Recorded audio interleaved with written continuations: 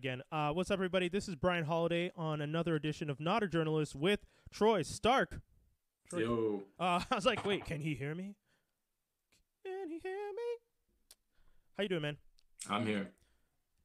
Oh, I'm wondering if there's that much of a delay. All right. Definitely. Good. Oh, no, there's a slight delay. It's always weird, but that's okay. We'll make up for it.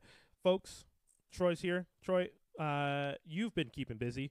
I've seen you appear on, and I feel like I'm going to mispronounce her name, so I'm going to look it up. Trying to. Oh, no. How do you pronounce her name? Elspeth. Yep. That is a dope name. Right. She's awesome. Yeah. I saw her at a comedy show once, and she's great. And I saw that you were sitting in on some of her stuff, and I was just like, oh, that's really dope. And I also reached out to her recently and asked her to be on the show. So hopefully we're gonna get that to happen. But what's that been like? What are some of the things you're doing to keep busy, man? Because I know this world has been harder on some of the performing. I mean, it's slowed right the fuck down for sure. Yeah. There's no live performances right now, and so it means that my evenings are a lot more free. But like, honestly, for the first little bit, I was like at home doing nothing. Like my work stopped, my live shows stopped. It was just a lot of time, and then you start getting into the rhythm of it. I'm working from home now, and we were supposed to do Geek It. Yeah. A couple weeks ago, right? Yeah. This huge kind of like con-esque kind of thing, that like big convention for nerds and video gamers and all this stuff. So we were writing material for the Nerdy Show. We had several live shows that we were going to mount that weekend. Yeah. That we didn't end up getting to do, which is obviously not their fault, but a bummer. Course, we were working on that stuff, and then when we realized it wasn't going to happen, I kind of got a little bit bummed out and put 48 hours into the new Final Fantasy VII remake. 48 you didn't hear hours. about this? Oh my god! Is it good? I'm not a game. I was furious. Oh yeah. It's good. Okay. It's not great. Here's the thing. It's a money grab, man. Oh. It's like the original game, Final Fantasy, famous for being like a multi-disc PlayStation game, right? Oh shit. Okay. And in the remake, they only gave you disc 1 of the remake, right? Like, this is a PlayStation 4 game. You can make it as big as you want. You already built the engine and the world. Yeah. Give me the game, And so I was like crushing through this part of the game to try and get to the open world thing where I get to fly the airship and where I get to like do all the Final Fantasy stuff that I was like waiting 20 years for them to remake in high definition. And then I get past this like boss I'm like, I've played the game before, so I know what comes next. And then they're like, roll credits. What? See you in Final Fantasy Remake Part 2. Yeah, see you in Final Fantasy Remake Part 2. $80 fucking please. Whoa, wait. See you in like 3 years. How much was the furious. first one? I was like, I just want to fly an airship and ride a chocobo. $80. And they're gonna charge for the second one? I bought it pre-release. Oh my god. Oh shit. And their scenario, they charge like $30 as a DLC, but like no, they're gonna do a whole full game of it. Yo. They're gonna do 3 discs, 3 games. You love this so much, you'll pay us 3 more times to see it. How much was the original game? Definition. It's such like a fuck you, the fans. The original game was probably $80 brand new, like like whatever for the whole thing. Standard game, PlayStation game costs, right? Yeah. Maybe it was even for the whole thing. Oh shit. It comes with 3 discs and a 64-page booklet that has all the little things in it, and like it's like, you remember those like PlayStation, the double opening ones, like that was packaging. Yeah. Anyway. Yo, what the fuck? Yo, I got, dude, man. So I'm only bought part 2 of the remake. Did you know that it was only going to be part 1 at the time when you were ordering the game? I should have, maybe, but I like didn't want to like read up on it too much, and I didn't want to watch too many of the demos, and I didn't want to like spoil this game that I've already dumped 300 hours into. Yeah. If that's possible, but you know what I mean? Like, yeah. I was trying to like, and I did surprise myself, but it damn. not as pleasant as that. Any regrets though? That's, I mean, No, I mean, it was, I was happy while it was yeah, going on. I was just felt a little ripped off yeah, at the end. yeah. I I'm mean, gonna, the fact that you said the I'm four, gonna go back and get the like that's, platinum trophy. oh shit, okay. The fact that you said you paid $80, the original game was $80. You got the whole game. You paid $80. You get only disc one. Did they change that much in the graphics and whatnot in this remake? I mean, it's like any first polygons. Like it was like a bunch of little Crash Bandicoots running around, or like, you know what I mean? Yeah, Like those like PlayStation One level, like like yeah, everyone's 3D, but they're like cubes, yeah. and it was so fun to play a 3D game. But yeah, it looks better, and the Okay. cinematics, like you know, in the original game, there was no voiceover; it's all text. So they voiced Oh, it over, they animated the cutscenes, they made it beautiful, and they okay. changed this like a little bit so they could include some elements that you wouldn't see till later on, you know? Okay. So they kind of cheated some of the other parts of the game into it, but like I didn't get to drive an airship. What's the point of the game? I like that the airship is really the sticking point of just like listen, I get that you guys decided to remake the game, but the airship was the thing that I was looking Yeah. for. You know, I gotta admit though, if I was playing like GTA, like one of the original GTAs, and like they didn't have specific cars in it, like there's like that one. Yeah. There's one gang that has like a yellow, super fast car in it, and it's like top down view, and that car was like so badass. I used to love playing in it. Yeah. And then if they remade it and there was like they changed the gangs Mhm. or changed the levels so much that it's not the same thing, I'd probably be pretty annoyed too. I could see that. So for me, the Grand Theft Auto equivalent would be like if you weren't allowed to drive. Like if it just took you Whoa. from mission to mission on autopilot and you weren't allowed to drive or explore the open world. Like the whole point Oh my of god. the Yeah. airship is to like you know, find a secret island that doesn't look like it has anything on it, and then there's a legendary monster there that you're dead if you didn't prepare to fight it, and like you know, like to like find all the little Easter eggs they hid in the map. Yeah. Yeah. I mean, And if you don't have that, you can't do, you know, like, is Mon so fuck Square Enix. I like the anger. I like it. No, I respect that, man. I mean, my partner, she's very much this gamer in our relationship. Like, she's out there playing Link, a Zelda game right now. She's been playing it for like a couple. Oh, Like, I don't know. I the don't. Switch one. Yeah, she has both games, Zelda games, and I don't know much about Zelda. And I know like my nerd card dare it be revoked because some people get so mad at me when I talk about how I'm like a geek, but I didn't know what that flute. Like when I was at Comic-Con and they were selling those flutes last year or the year before, and I didn't. Okay.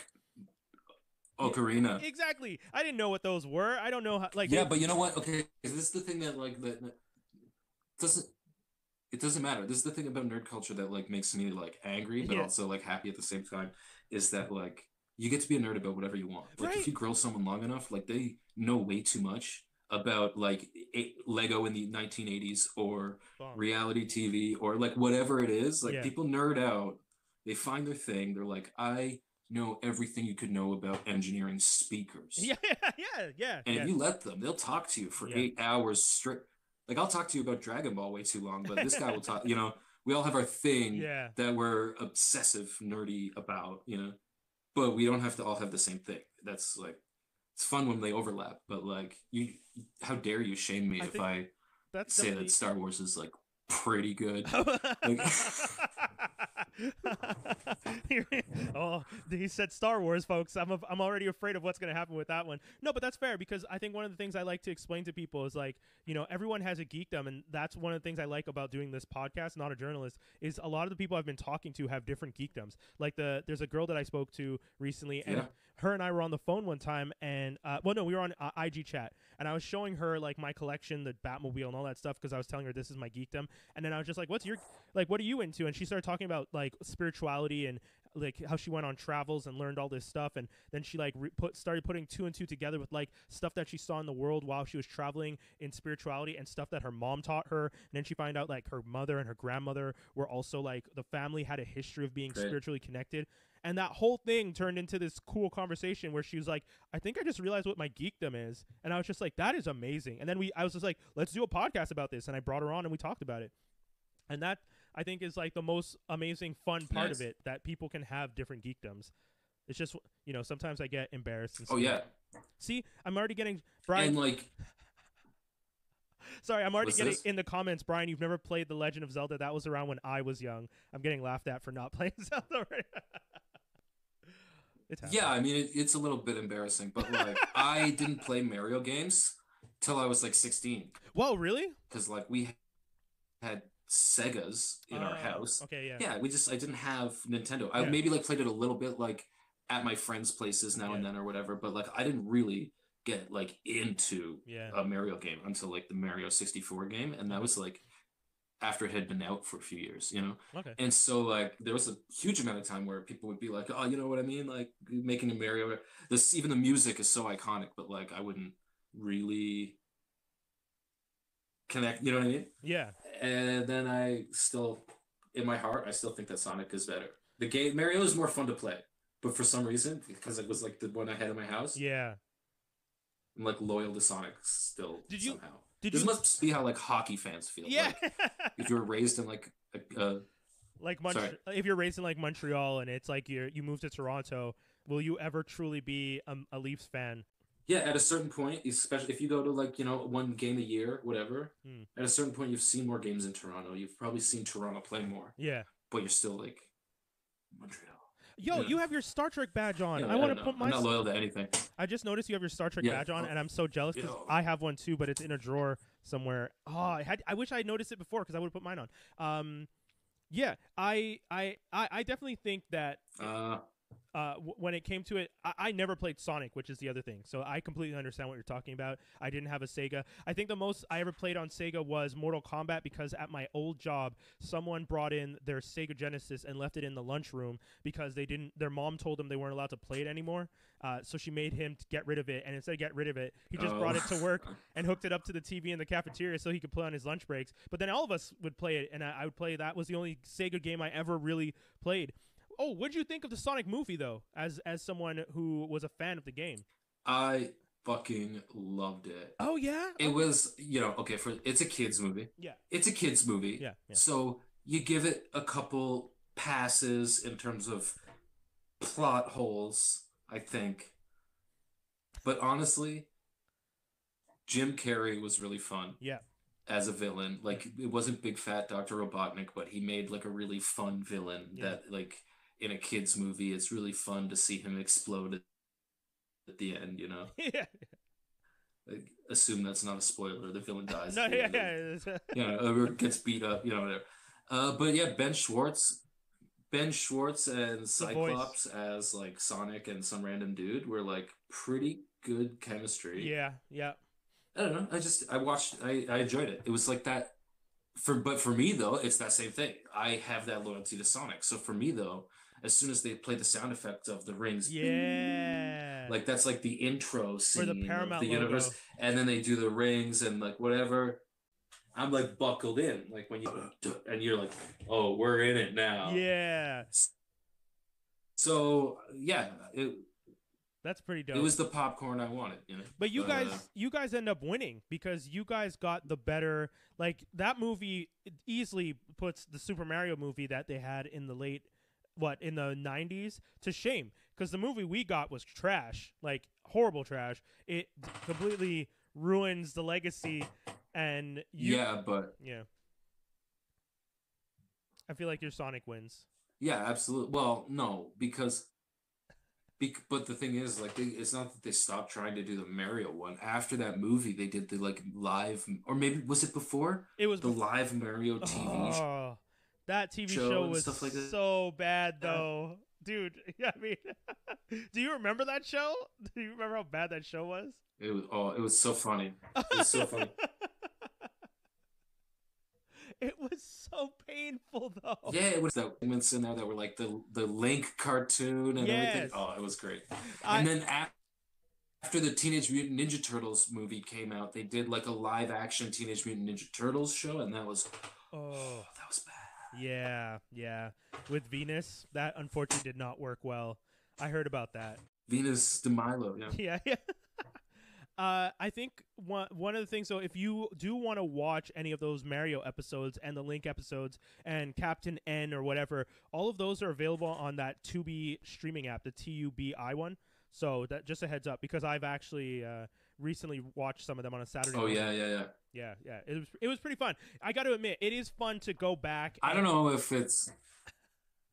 Is it true that the Weird Al show is on things the other day, and like that I actively like got to go back and watch because I loved that as a kid, and I'm pretty sure it won't hold up. But like I still love Weird Al, so I kind of like I'm curious. I'll check right now while we're I talking. kind of want to leave it alone though, like you know what I mean, like. I mean, Weird Al had a good. You're talking about the one that Weird Al had when we were younger, not the. There's some things that. Not his new one. Oh, dude, it is. The Weird Al show is on here. Yeah. That is so cool. Okay, thanks for the heads up on that. Yeah, I gotta say, man, this app when I was looking at, because quarantine has led to a lot of binging, like in a way that is probably unhealthy, and I just started downloading so many different TV apps, and I was telling someone the other day I have a lot of TV apps, and they were just like, how many TV apps can there possibly? You gotta watch out, man. The addiction. I mean, this is the new cable, man. If like you can get on 12 programs that are only $7 a month, then you're paying more than you ever were for cable. And you have to remember to unsubscribe to each and every one of those. I'm trying my best to keep. But like Tubi's free. You just have to watch commercials. I love that. Yeah. I've been using BBC iPlayer, BritBox, Crave, Disney Plus, Dropout, Echo, Netflix, Prime Video, Tubi. Oh, buddy. What are you watching on the BBC? There's a sitcom, not a sitcom, a sketch comedy show called Familam that I started watching recently that is very, very good. And I think one of my favorite things about watching British shows is when you see British actors on American shows. And like a British actor who was on a pretty basic like sketch comedy show is now like second or third lead on a major network show over here.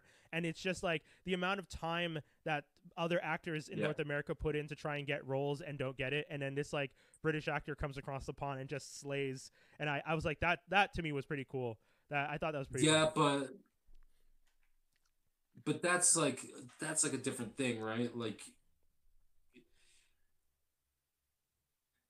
there's stars there that don't even care about being in a Hollywood movie. You know what I mean? Yeah, that's fair. Like that are just like happy to be a British television actor or like a British comedic voice. You know what I mean? And just do these like British shows. Like like the Desperate Housewives in America are happy to just do their circuit of like daily talk shows. So that's it, but there's like 20-year veteran of like the Shakespeare Company, new to America.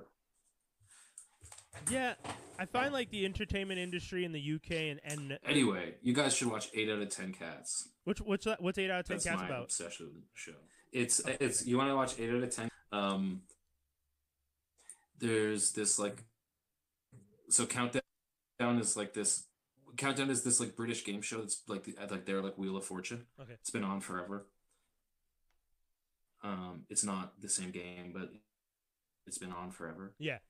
And show like a late night panel show. They did like a crossover thing, just like like sweeps week. Let's try something new. Like Sabrina and Boy Meets World meet or whatever. So they did an 8 out of 10 Cats Does Countdown thing, and it was like more popular than either of the individual shows.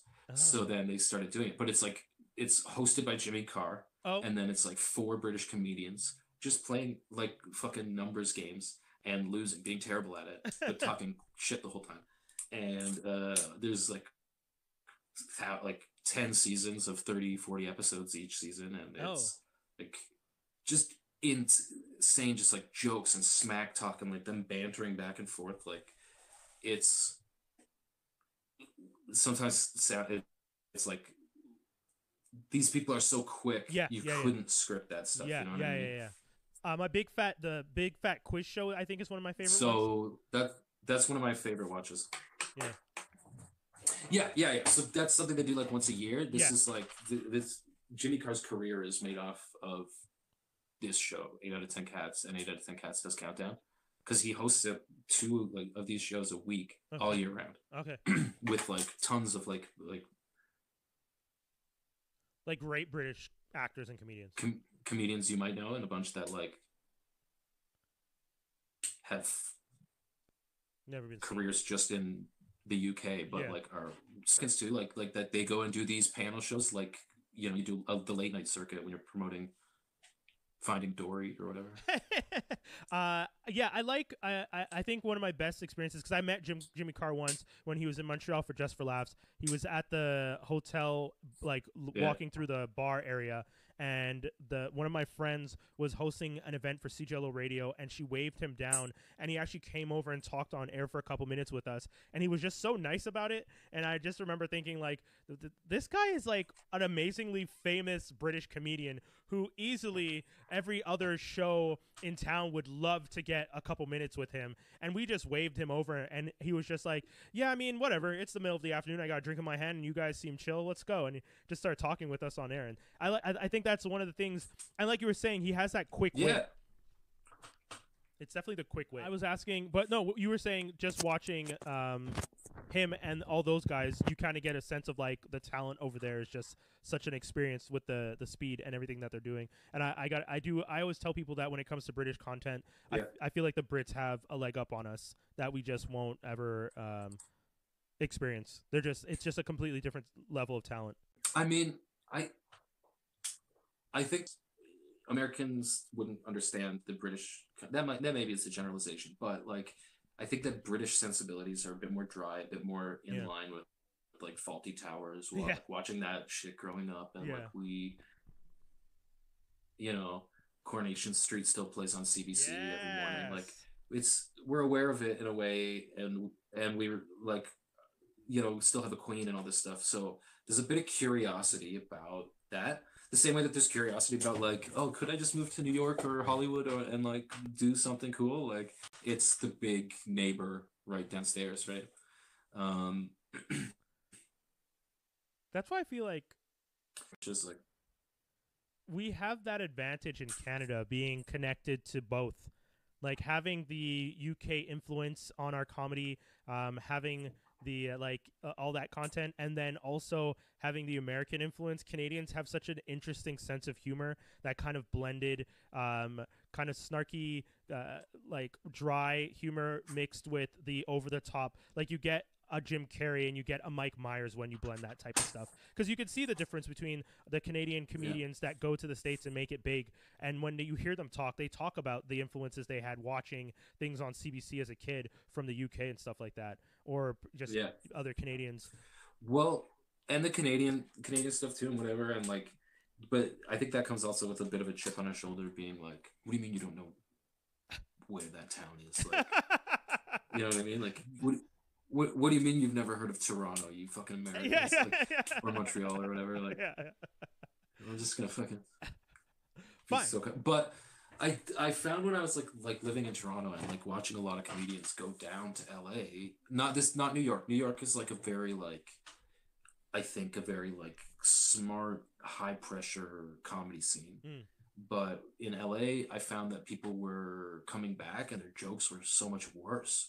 Oh. Like they had to dumb down their jokes to get laughs out of them, Interesting. And I think like, there's a lot of, it really feels like making generalizations here, but like there's a lot of like model actress gonna make it in Hollywood type good looking people with not that much personality, I think, specifically in Hollywood. You know? So it must be hard to do like a callback to a joke 10 minutes ago when they're like fucking in their own world when they're telling jokes. I mean, but like it was. I think I get what you're saying though. Instead of a generalization, because I've heard a lot of like podcast. Oh, that's a cool lightning bolt. I've heard a lot of like podcasters and people talk about the fact that when they're in LA, the vibe is so different, and that the like people are just so chill, too chill almost, and it's not even like there's that sense of like, oh, laughing at this joke would be like beneath me right now. We got a comment. UK original shows are a lot better than the American remakes. That's fair. Another British show I need to shout out right now is The Circle UK. One that went on Netflix, The Circle. Oh, it's the British version original. Is like, it's insane. Specifically season 2. Just watch season 2 of the British Circle. Is the UK version the original version of the series? As far as I know, it's yeah. As far as I know, but now they're doing like in the same building, right? Yeah, yeah, This is a building in I think Manchester. They had like bought the whole building and made it their studio yeah. Oh, with all these units, right? Which okay. is cheaper than whatever. Yeah. But now they're doing like I think a 6 week cycle, like Spain, France, Brazil, Interesting. UK, America, and just like switching out what groups of contestants come to this building in Manchester. Okay. Okay. Okay. Okay. Yeah, I mean, I didn't watch the. Is the circle that interesting as a concept? Because I have a lot of people who've told me they watched it and loved it. And when I Yeah. saw that, yeah, it's good. Okay, because I see the trailer for it, and it seems, for, at The least, Netflix one is it's a bit shorter. It's okay, like I think 12 episodes instead of like 20 some episodes, okay, but you really get to see like people. It's all about like how people interact with social media and how people try to be perceived through social media or try to change how they, yeah, which is a big concept to do, yeah, but you really get to see these people like, you know, just everything. You get to see them. It's a reality show, which yeah, I can't believe I'm shutting out right now, but like yeah, yeah, uh, it's a really, really interesting experiment where like, you've had this reaction where you get a message. Like one of the like, classic moment in any comedy is like someone sending a message like, this is gonna be hilarious, like they're gonna read this, they're gonna love it, whatever. And then the person gets the message and they're like, what the fuck are they talking about? Really? Like your second message? That's what he says to me? Like that, how do I respond to this?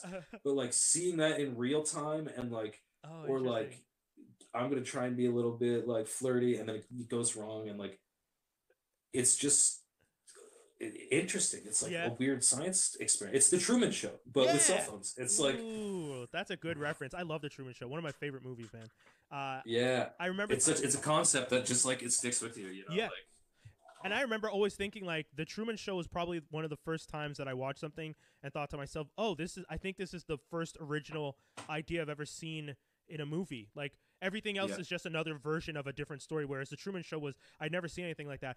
Unfortunately, though, only to find out like 15 years later that it's actually based on like some like a Canadian Twilight Zone esque show, like an episode of one of those shows, and I was just like, "Oh." yeah.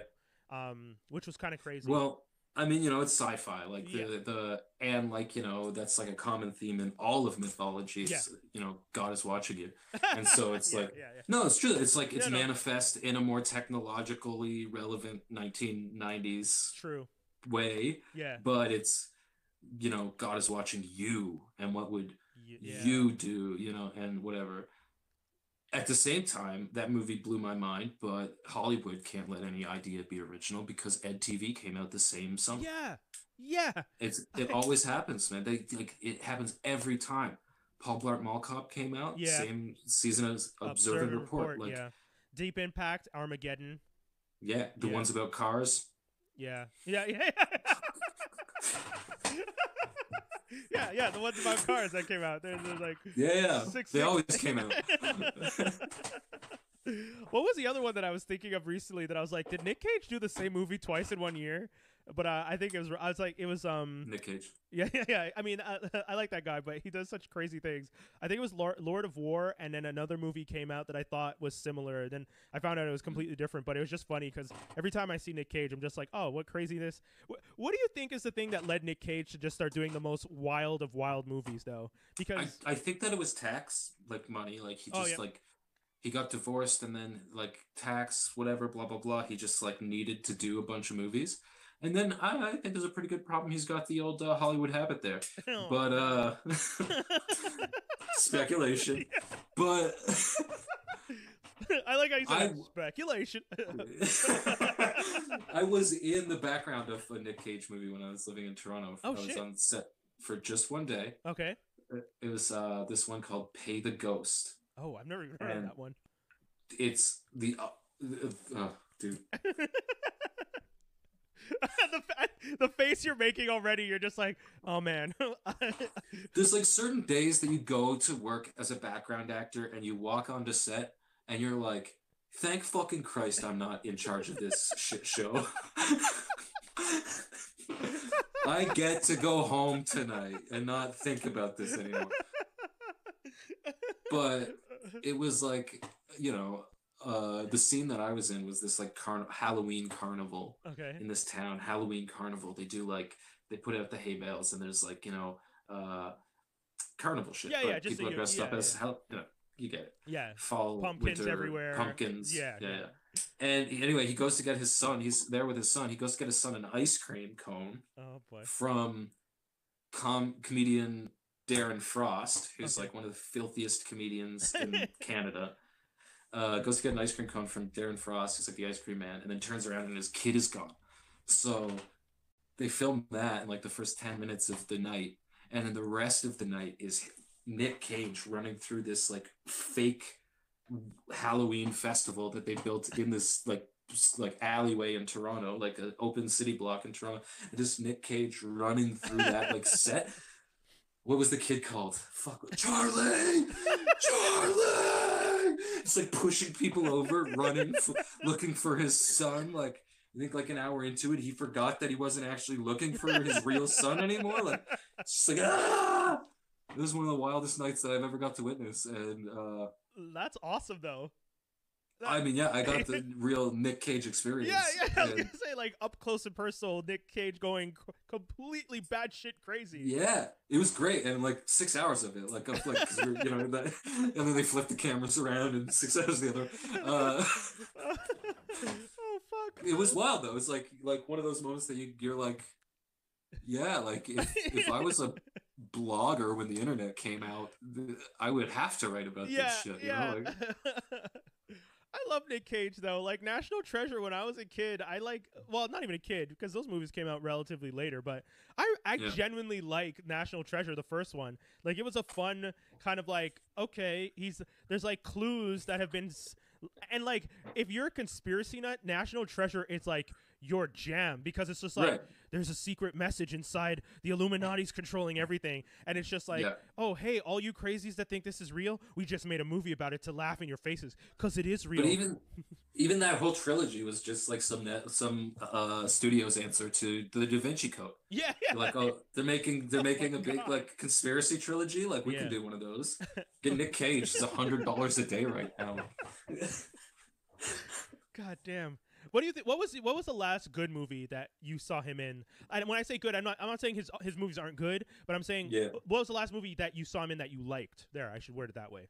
Bad Lieutenant was phenomenal. Like that's like one of the greatest movies I've ever seen. And that's one of the later ones.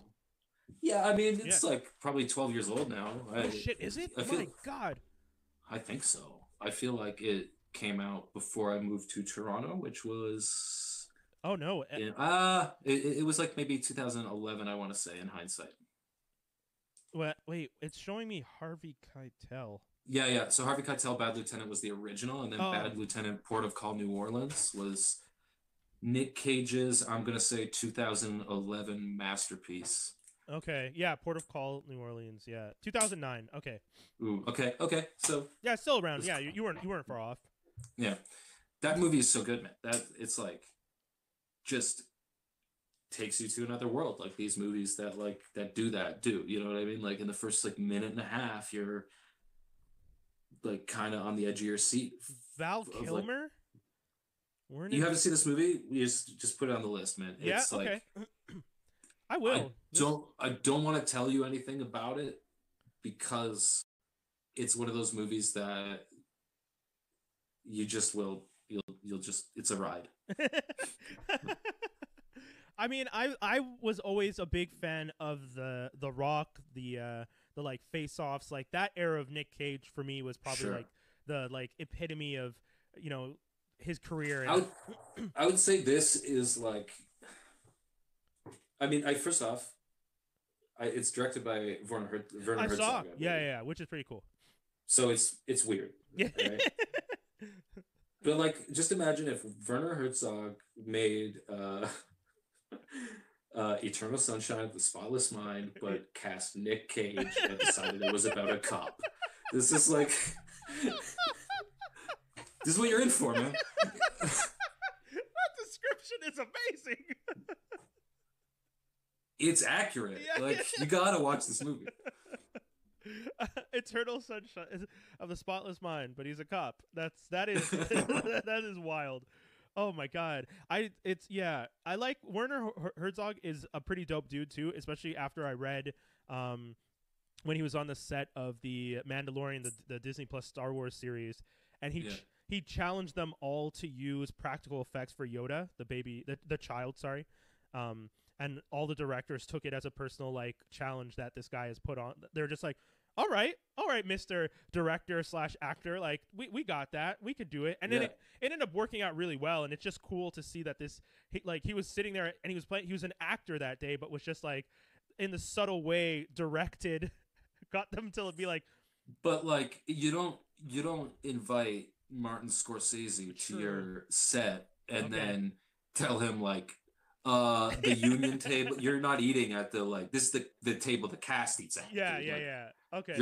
You're a cameo, dude. Like stay in your trailer until we call you. You know, like if Werner Herzog is on set, you're gonna be like, does this shot look right, dude? Like Pick his please look at my gear, man. Like this is common ground we can have here. You know so much. Just just look this over. That's fair. That is a very, very fair point. Because I would definitely, if ever had the chance to like talk to this dude, I'm not even a director, and I'd be like, hey man, like you got any tips? Shots? Yeah. I love shots.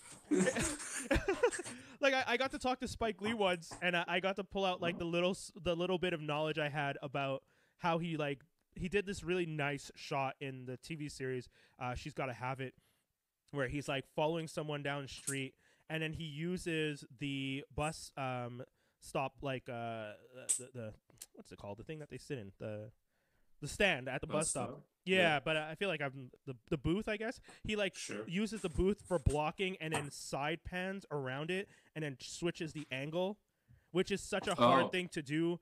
Like without something in place to switch an angle is usually jarring, but he did it such a smooth way. And I got to like talk because a friend of mine hired me to interview him for C2 Montreal. So I got to like talk to him about this on camera and like look like I kind of know what I was talking about with fucking Spike Lee, who everyone tells me afterwards is one of the most notorious like interviews. Like if he doesn't like you, he shuts down in the interview. Oh.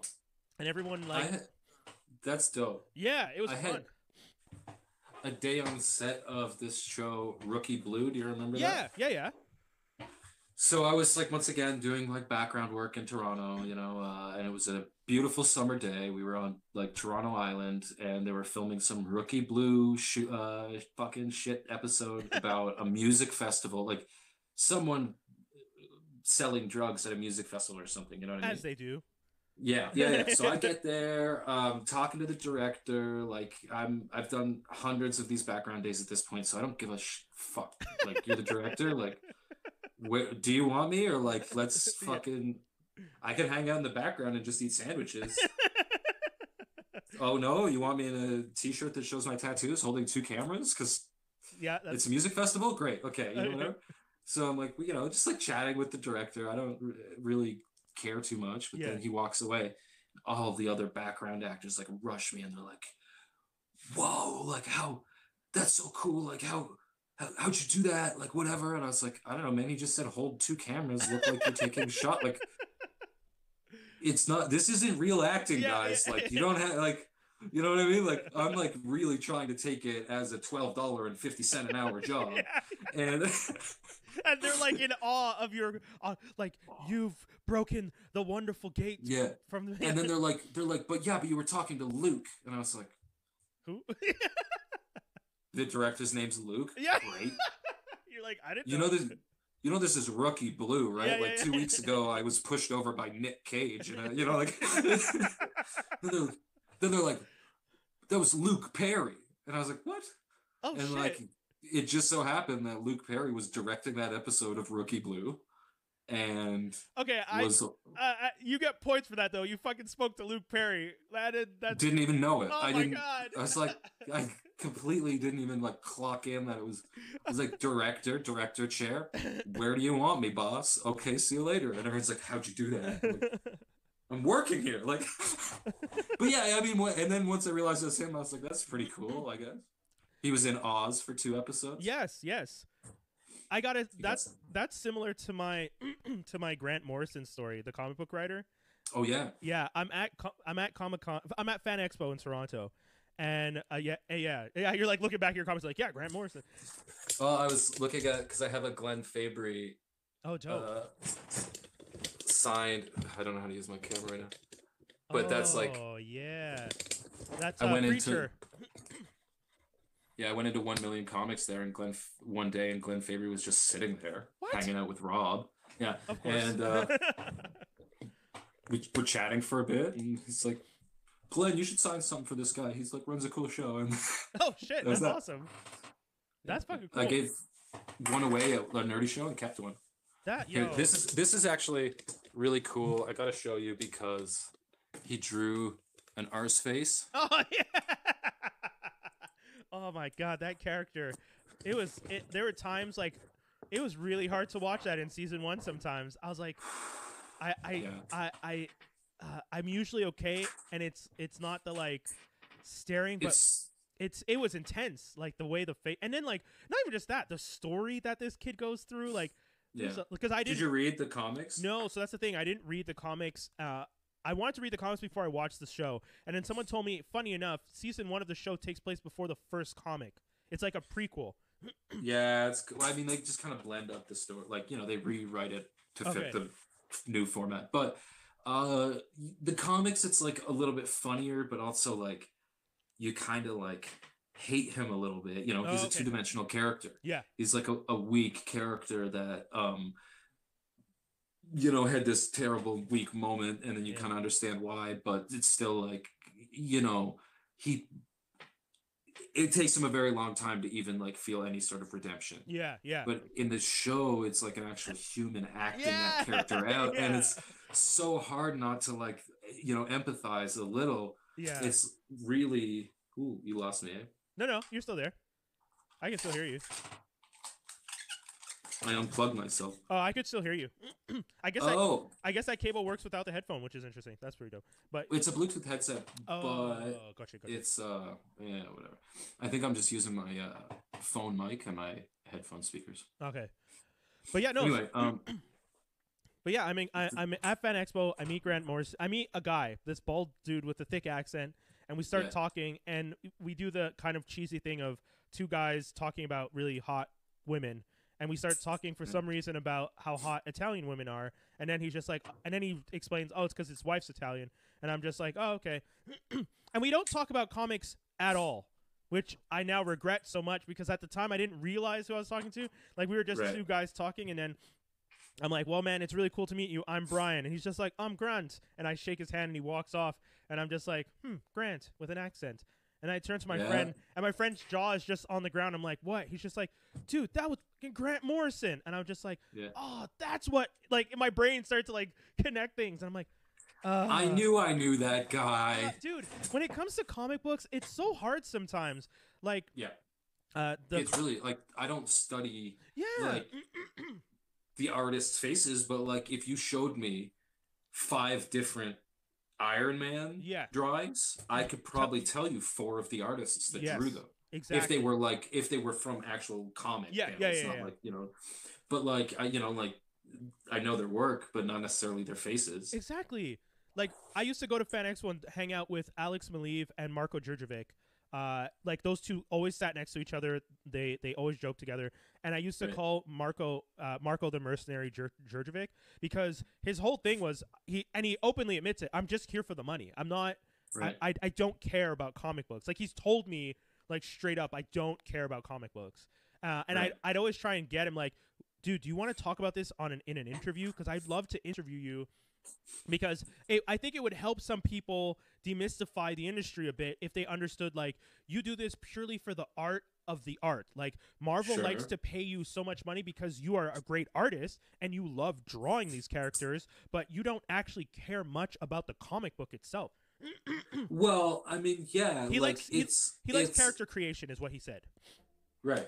But it's corporate art, right? Like, no matter how you look at it, like, Marvel is making money off of Captain America. Yeah. So when you have like independent comics where it's like just an artist like drawing the story that they want to tell. Yeah. It's different than, the status quo of a Spider-Man comic after 6 issues has to go back to zero, the same way that the status quo of the sitcom has to go back to zero at the end of 22 minutes. Like, it's part of keeping the machine going. Now, you can see that and be skeptical, like, oh, it's just a money machine, whatever. But it's also a money machine for the Brian Michael Bendises that have made a career writing tons and tons of stuff that people didn't even know his fucking name until like he's been doing it for 15 years. The artists that the same thing, like, get to, like, if you get I had a buddy that got 4 pages in a Marvel comic because, like, some deadline crunch, like they just needed 4 pages quickly, and he was like one of their freelancers. But it was like, I don't want to name the comic because I'm not 100% sure that I'm correct, but it was in one of the, like, one of Marvel's major titles. He had done some indie stuff for them, whatever, and he got bumped up 4 pages to that, and it, like, that's huge. Not only paid his rent for a little bit, but it also was like the big break that, like, for a comedian working with this celebrity or whatever, like, those little steps up the ladder that. And it got his name out. The recognition, you get to add that. Well, now he's this comic that has worked on, whether it's X-Men or Spider-Man or Avengers, like one of these major titles. That's pretty fucking awesome. That's kind of gives you the, like, clout. It gives you the ability to go into any studio and say, like, I'm good enough to draw for you. Yeah, definitely. Man, I miss my buddy. I got a buddy, Arun, who works at Boom Studios now. He used to work at Marvel, and I remember he gave us a tour of the Marvel offices back in the day. And it was always just this kind of fun thing because when we went to Marvel at the time, this was the time where Black Panther disappeared, and they were trying to the who is the Black Panther was the big storyline. Right. This is like before Storm came out. That's after. Well, it was potentially Storm, Shuri, Sue Storm was the other one, and then, like, one other person. There's, like, a whole bunch of, like, posters, and it's like, who's the Black Panther? Because there's nothing official. And like, being in the comic book fan, and just being in those moments, and just knowing someone who's working behind the scenes, and I think my favorite thing about knowing all these people, and I'm sure your friend is similar, they're so down to earth, but at the same time they're helping create stories that's gonna influence the minds of kids for, like, a full generation. Like, these superhero stories that are gonna just make I don't remember how well that story was received with the Black Panther, but I just remember being in that room and thinking, like, this is a pretty big thing. And now that the movie's come out, I'm sure if people have issues of that, it's a huge part of the story, especially since it ended up being his sister. Sorry, you were going to say something. Well, like, I think that when you're working, like with Marvel doing their movies the way they did them is how they've always done comic book events, right? Of being like the massive event with 50 tie-ins, and it's going to take 18 months for you to get the full story and all this stuff. Like, that's how they've always done it. And, like, if you're working on that, if you're working on Civil War when it's coming out, like, though that crazy multi-comic crossover, all this stuff, you're hoping that it makes that impact, right? But then when you're working on, like, some random graphic novel, like The Sentry is one of my favorite standalone Marvel titles ever. Yeah, I love that character. It's like, it's such a good character. Oh my god! Like, graphic novel itself, like the first one, there's 2, I think. Okay. The first one is, like, talking about mental health in a way that. Is that the one where Osborn's taking advantage of him, or is that before when he's trying to figure out? He thinks his story is a backstory from a comic book. Yeah. That one. Okay. And it's where he's his own villain. Like, the Void is, like, his mental. Like, the Void is his depression, essentially. Yeah. And, like, every time he goes out and does some hero shit, his, like, subconscious goes out and destroys, like, to keep the balances the same and this stuff. And, like, such a good read. Such a good read. Yeah. Yeah.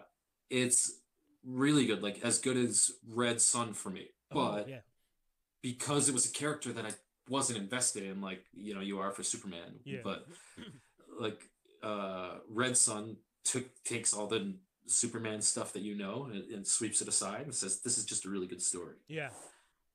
Those, like, little. That's why Black Panther movie Yeah. was one of the best of Phase 3, or the best of Phase 3 maybe, at least as like a standalone movie. Yeah.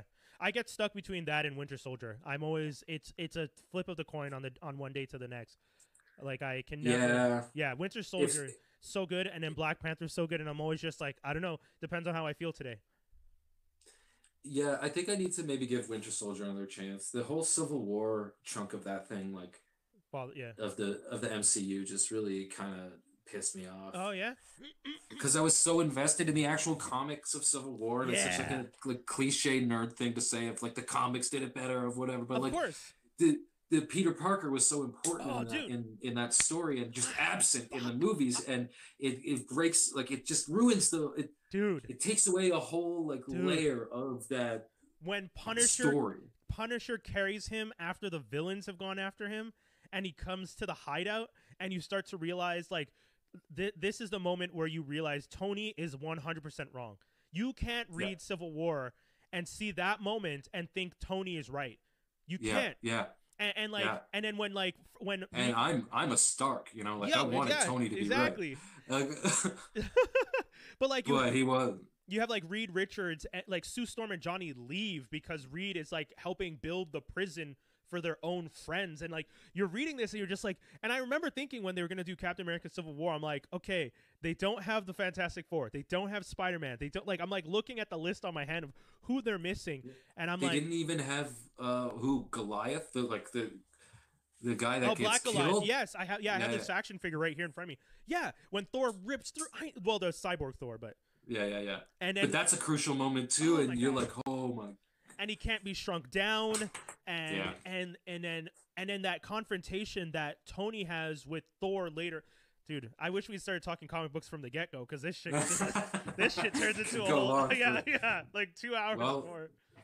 We'll have to do chapter 2. Oh yeah, dude, for sure. Because I already feel bad that at the beginning we had such bad there was such a weird delay, and then at one point you like sat back and my whole screen just like cleared, and all of a sudden you could hear me perfectly, and I was just like, oh, I guess something just clicked, because it definitely got smoother after that. And I apologize that we had the technical difficulties at the beginning, but I mean, this is what happens. Yeah, technology. Working out of 2 separate home studios. Yeah, man. And that's one of the things I wanted to ask you real quick, because I got to sign off in about a minute. But how has it been for you guys doing your show and streaming content? What's the experience like? How are you finding it so far? At first, I was super gung ho about it, like trying to get on, like trying to put out an episode a day and get on it, like all the platforms and everything and whatever. Yeah. And then I think me and the other guys with the Nerdy Show kind of had a conversation. We were like, let's take as much time as we want, put out stuff that we really like, and like, there's no deadlines right now. Yeah, like exactly. as much as we're free to be doing the stuff that we like, maybe felt like we don't have time to do. Yeah, there's no deadlines, so let's make something really cool. So I think that what our focus on right now is like trying to make it look a little bit better than our other stuff has, and then keep trying to do that so that 6 months, a year from now, it like looks that much better than it does today or it did last year, So it's, and like, I have a friend that's interested in audio engineering, so I just like dumped a bag of gear over for him. I was like, here, this will give you months of stuff to like play with, But like, having one of the things that sucks right now that like I really enjoy about making stuff, it's great to be able to make stuff from home, whatever. Yeah. I really like making stuff with people, like I really like having a space, setting up the gear, doing like getting the shot right, like, oh, you know what, he's better at lighting, get his eyes on it, this, that, whatever. And I am kind of missing the that collaboration a little bit. Like, yeah, we're collaborating, but through our laptops 3.5 kilometers away. It's like, no, I get it. We're getting things done and it is fun, but I can't wait to see people, man. Like, that's just what it is. What are you? I mean, man, I had so many other questions I wanted to ask, but what are your thoughts on what it's going to be like to be hosting shows in public spaces after this? I mean, I'm hopeful. I like, before this shutdown, I had the biggest job interview of my life. Okay. I had a job interview at Just for Laughs, and it was a good job. That's all I'm gonna say. Okay. But it was a job that very much suited me, and I'm pretty hopeful that it will pan out still. But Yeah. when the festival goes on hold for who knows how long, like I Yeah. can't stick around and wait for that, you know. So Yeah. I was really excited about that stuff. I think that with like I run the Montreal Grand as well. Hmm. I think it's gonna be weird, man. Like I think that something people aren't accounting for is that I know of like 8 events that are happening, like big events that are happening either Labor Day weekend or the first weekend of October, right? Like They're they planned. say that Yeah. they say that live, yeah, but September 1st is the soonest that you're allowed to have live shows. I don't know if everyone's gonna want to go to Blues Fest like Labor Day weekend. Like Yeah. we want to get out, but I think people are gonna want to go to like maybe a small comedy club that only has 80 people Yeah. in it instead of And even then, the like, Bell Center. yeah. And even then, if it's 80 people, it has to be big enough that I can stand 6 feet away from Yeah, another. yeah. Yeah, you know what I mean? Yeah. No, I get that. So it's, you know, it's going to take people a while to really like dip their toes in and feel comfortable, I think, but the parks are going to be full. Oh You God, know, yeah. like They're the full sunlight. now on a sunny day. You can't get sick if it's sunny. And you know, That would be if this episode had a title. That would be the title. You can't get sick if it's sunny. but yeah, I don't know. I'm really nervous about it, but I'm hoping that like I miss live performance. Oh, Like yeah, that's what I was in bands as a teenager. Like I do comedy and hosting as like now, you know, as Yeah. an adult, and like I just like interacting with people live and like you know, like there's a certain magic of being on a stage or watching Yeah. someone on a stage, and like I mean there's some good YouTubers too, but Yeah, but I it's different. like Yeah. the No, I yeah, hear it's a you. different Yeah. vibe. Yeah.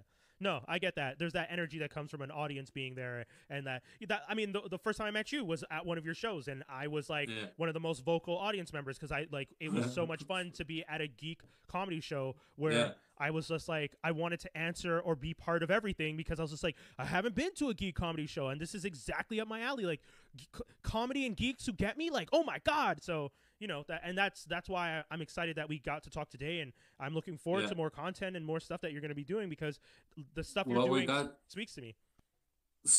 Thank you. And so Geek It, I think is going to be putting out a bunch of videos and stuff of different people that they're going to work with over the next Yeah, few months. I know that we're supposed to be working on And ours. yeah. So I'm in the same boat. We got like a bunch of videos we're working on, and Okay. we're going to dump them over there. So you guys should check out the Geek It page Yeah. and the Nerdy Show page. That's our thing. Okay, yeah. And we got some videos we're going to be putting out there that are just fun. Like, just like, you know, I figured there's a lot of top 10 lists on the internet. There's a lot of like people talking about their take on, you know, that episode of Buffy from 21 and a half years ago, exactly today, whatever. We're going to put out some stuff that we just think is funny, and we hope that the nerds like it. And Dope. that's our kind of motto until we're allowed to go live again. That's awesome, man. Can you give me the handles for everything that you mentioned? I want to put them at the bottom. Yeah. So on Facebook, you can find the Nerdy Show at Nerdy Show MTL or / Nerdy Show MTL. Yeah. Instagram, the Nerdy Show Montreal or Nerdy Show MTL.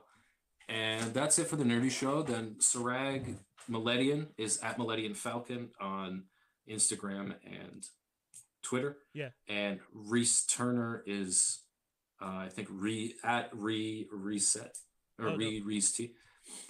But Reese Turner, Sarag Millennium, The Nerdy Show. I'm Troy Stark. And yeah, that's about it. That's it, man. Guys, thank you so much for tuning into this edition of Not a Journalist. As you heard him say, Troy Stark, great conversation. Again, apologize for the technical difficulties at the beginning, but once it got going off, it was so much fun. Nick Cage, comic books. So, dude, I can't wait to have a second conversation with you because we definitely we need to geek out hard over all the comic book stuff for sure. But yeah, that's it, folks. We will be back tomorrow with the artist Wally, and yeah, I hope you guys enjoyed this one. Take care, everybody. Peace.